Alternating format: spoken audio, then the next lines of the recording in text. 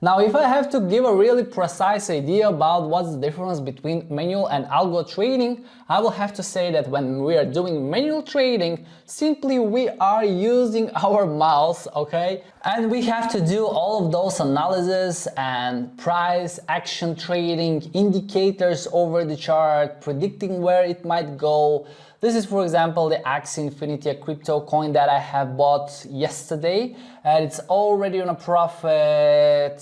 I have bought it in here, it's already on a profit. What is it? 21%, which is pretty good for one day. So what I did all the analysis over the chart, and I saw a great opportunity right at that moment, just below the $75, already at nearly $90, and I said, okay, it's time to buy some Axie Infinity. What I did, I took my phone, I logged into the exchange that I'm using, and you can see that in this account I already have Axie Infinity. Here it is in this wallet. Sorry, in crypto it's called wallets, right? So if I go to the trading section, you will see that I have it in the order history.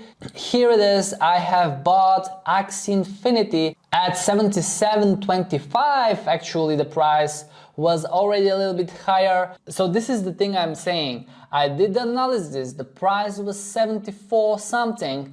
And while I took my phone, logged into my wallet, I didn't have any cash or stable coins. So I had to fund it with my debit card, and it took me probably not more than 5 to 10 minutes, but I succeeded to take it at 77.25, which is $2 to $3 above the price where I wanted to buy, okay? This is one of the things when you're doing manual trading, you are always late, and that's a risk you are taking when you're doing manual trading. So I have bought totally for 200 USDT. This is the dollar stable coin.